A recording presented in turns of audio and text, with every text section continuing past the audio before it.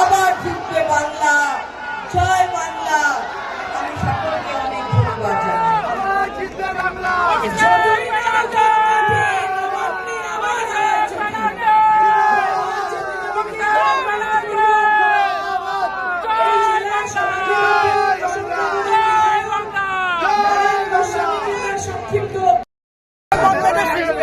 অনুপ্রবেশকারী ধরুন 11 বছর ভারতীয় জনতা পার্টি, আপনি ভারতবর্ষের ক্ষমতায়, স্বরাষ্ট্র দপ্তর আপনার হাতে, আজকে কেন অনুপ্রবেশের কথা বলবেন? তাহলে 11 বছর কি তামাক খাচ্ছিলেন? সেই প্রশ্ন আমাদের কাছে। এই জেলার একজন তৃণমূলের কর্মী বা জেলা পরিষদের সভাধিপতি হিসেবে বলি, বিশেষ যে জনগোষ্ঠীকে ইঙ্গিত করেন আপনারা, বাংলাদেশ থেকে তারা কেউ এই জেলায় আছে বলে আমি অন্তত আমার কাছে খবর পাই।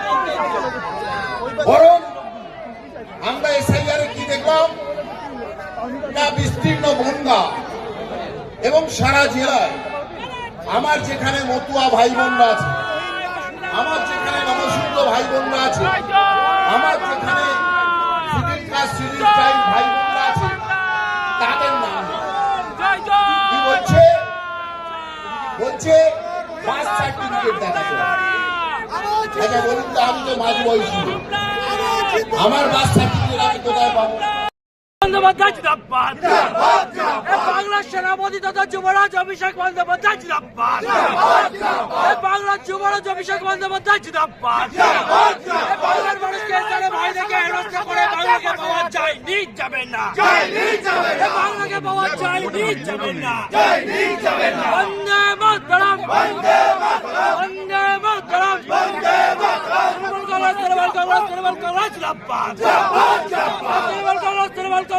কংগ্রেস জিন্দাবাদ, অভিষেক ব্যানার্জি জনসভায় দলে দলে যোগ দিন, অভিষেক ব্যানার্জি জনসভায় দলে দলে যোগ দিন, বারাসাতের জনসভায় দলে দলে যোগ দিন, বারাসাতের জনসভায় দলে দলে যোগ দিন।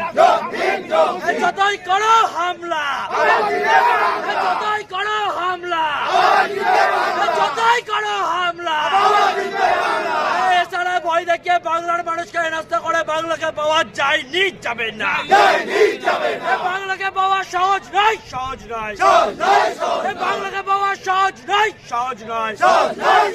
বাংলার অগ্নিকন্যা মমতা ব্যানার্জি জিন্দাবাদ, বাংলার অগ্নিকন্যা মমতা ব্যানার্জি জিন্দাবাদ, বাংলার যুবরাজ অভিষেক বন্দ্যোপাধ্যায় জিন্দাবাদ, বাংলার যুবরাজ অভিষেক বন্দ্যোপাধ্যায় জিন্দাবাদ, বারাসাতের জনসভায় দলে দলে যোগ দিন, বারাসাতের জনসভায় দলে দলে যোগ দিন।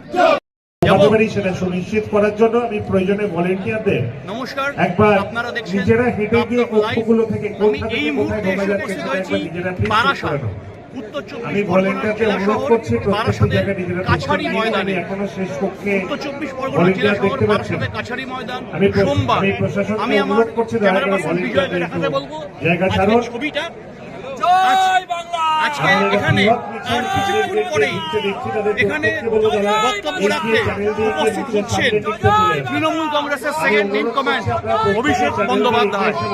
আর 6 মাস পরেই বঙ্গ নির্বাচন এবং সাম্প্রতিক এসআইআর নিয়ে কেন্দ্রের বিভিন্ন বঞ্চনা এবং 100 দিনের কাজ আটকে রাখা এবং বিভিন্ন দাবি দাওয়া নিয়ে আজকে অবশ্যই কেন্দ্রের বিরুদ্ধে সুর চড়াবেন তৃণমূলের সেকেন্ড ইন কমান্ড। তার থেকেও বড় কথা হচ্ছে আর কমাস পরেই বাংলায় বিধানসভা নির্বাচন, অর্থাৎ 26-এর ভোটে কাঠি পড়বে।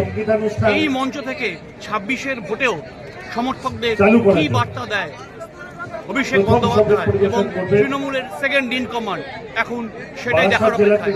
ক্যামেরায় বিজয়ের সাথে বারাসাত কাছারি ময়দান থেকে দাবদাহ লাইভ। এখানে যে মহা জঙ্গল আছে সেটা খতম করতে হবে, ইতিমধ্যে বিহারে তারা খতম করেছে।